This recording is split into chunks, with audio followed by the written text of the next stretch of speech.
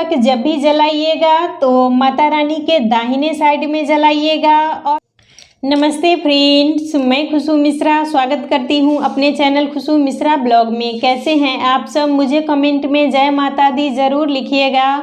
और आज इस वीडियो में जानेंगे नवरात्रि व्रत करने का नियम क्या है, व्रत में क्या करें क्या ना करें। बहुत सारी जानकारी आपको इस वीडियो में मिलेगी। इससे पहले अगर आपने मेरे चैनल को सब्सक्राइब नहीं किया है तो इसे सब्सक्राइब कर लें, बेल आइकन को ज़रूर प्रेस करें जिससे वीडियो की नोटिफिकेशन आप लोग के पास सबसे पहले पहुँचे। शारदीय नवरात्रि 15 अक्टूबर दिन रविवार से ये शुरू हो रही है और 24 अक्टूबर दिन मंगलवार को ये खत्म हो जाएगी।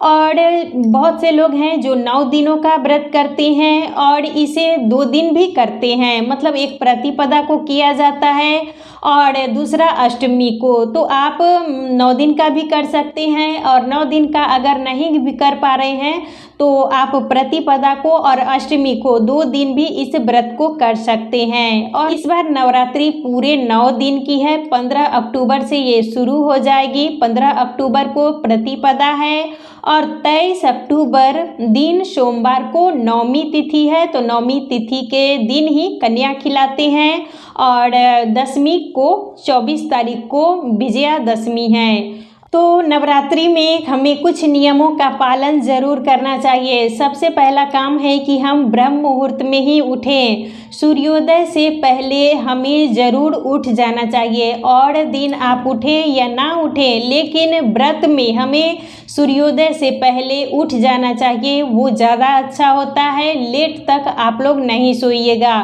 सुबह में जल्दी उठ के हमें स्नान कर लेना चाहिए और लाल पीला वस्त्र पहन के ही हमें माता का पूजन करना है। माता को लाल कलर बहुत ज़्यादा ही प्रिय है।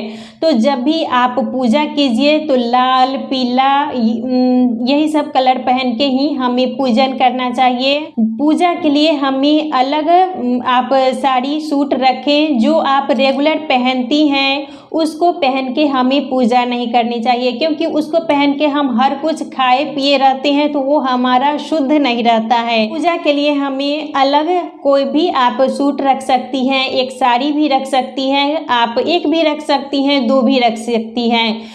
पूजा कीजिए और उसको पहन के फिर आप रख दीजिए। फिर आपको जब पूजा करना है तो उस समय पहन लीजिए। मतलब हमारा जो वस्त्र है वो शुद्ध होना चाहिए। शुद्ध वस्त्र पहन के ही हमें पूजा करनी है। और जहाँ पर आपको पूजा करना है, जहाँ पर आपको कलश बैठाना है, वहाँ अच्छे से हमें साफ सफाई कर लेनी चाहिए। और मंदिर की साफ सफाई आप लोग ज़रूर कर लीजिएगा। साफ़ सफाई कर लेना है। जो भी ये चौकी पर हम कपड़ा वगैरह बिछाते हैं इसको भी अच्छे से धो लीजिएगा। जो भी हम माता को चुंदरी वगैरह ओढ़ा के रखते हैं वो सब हमें धो लेना है। पूजा का बर्तन भी आप लोग अच्छे से साफ़ कर लीजिएगा। और पूजा जिस दिन आपको कलश बैठाना है तो अच्छे से हमें पूरे मंदिर में गंगाजल से शुद्धिकरण ज़रूर कर लेना चाहिए। पूरे घर में भी आप गंगाजल का छिड़काव कर दीजिएगा।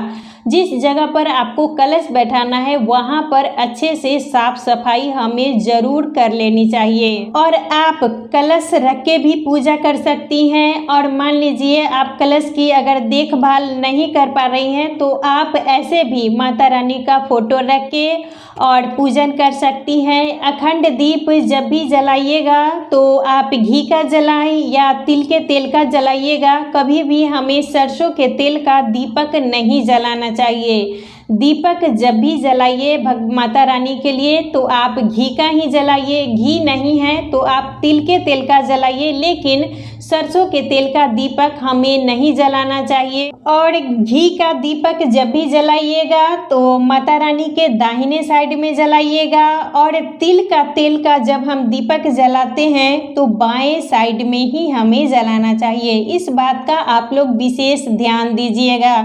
जब भी दीपक जलाएं घी का तो हम भगवान के माता रानी के हम दाहिने साइड में जलाएंगे और तिल के तेल का जब हम दीपक जलाएंगे तो हमें बाएं साइड में रखना चाहिए। आप अखंड दीपक भी जला सकती हैं, और अगर आप अखंड दीपक जलाने में अगर नहीं सक्षम हैं तो आप प्रतिदिन सुबह और शाम माता रानी के सामने दीपक जलाइए, फूल चढ़ाइए, माता रानी को तिलक लगाइए। मतलब नॉर्मल पूजा भी हम सामान्य तरीके से भी पूजन कर सकते हैं। आप अगर कलश रखना चाहती हैं तो कलश भी ज़रूर रखिएगा, और कलश जब भी रखिएगा तो अखंड दीपक हमें ज़रूर जलाना चाहिए। इस बात का आप लोग विशेष ध्यान दीजिएगा। और जो 9 दिनों का व्रत रखते हैं उन्हें लहसुन प्याज तो खाना ही नहीं है, लेकिन जो सिर्फ प्रतिपदा और अष्टमी को 2 दिन भी व्रत रखते हैं उन्हें भी लहसुन प्याज पूरे 9 दिनों तक नहीं खाना चाहिए।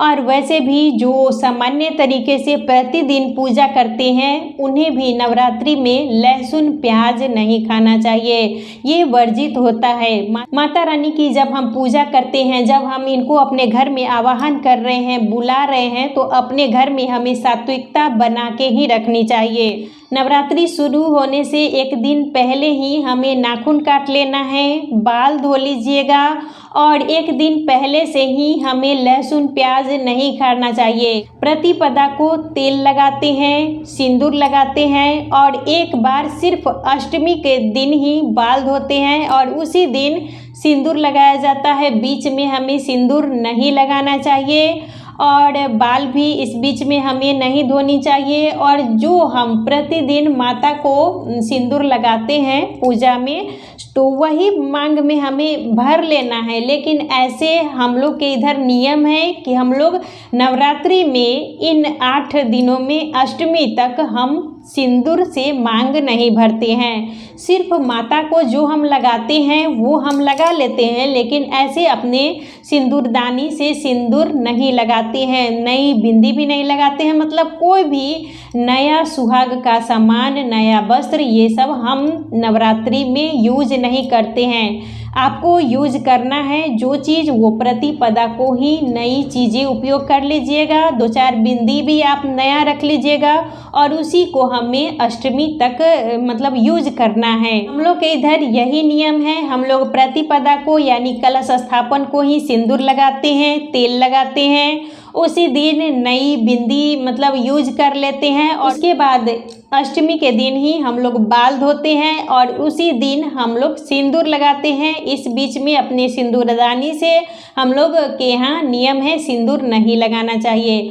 और आप लोग के इधर जो नियम होता होगा वो कीजिएगा। नवरात्रि में हमें इन्हीं सब नियमों का पालन जरूर करना चाहिए। कोई भी ऐसी हमसे गलती ना हो जिससे हमारी माता रानी हमसे रुष्ट हो जाए, इस बात का आप लोग विशेष ध्यान दीजिएगा। तो नवरात्रि में हमें इन्हीं सब नियमों का पालन जरूर करना चाहिए। और आप लोग एक दिन पहले ही आप मतलब बाल धो लीजिएगा, नाखून काट लीजिएगा, और उस दिन भी आप लोग मांग भर सकती हैं। और प्रतिपदा को कलश स्थापन को अच्छे से मांग भर लीजिएगा, बिंदी लगा लीजिएगा। और अष्टमी के दिन ही हमें बाल धोना है और उसी दिन हम लोग सिंदूर लगाते हैं। हमारे इधर यही नियम है। अगर आप लोग के इधर जो नियम होता होगा उसी तरीके से कीजिएगा।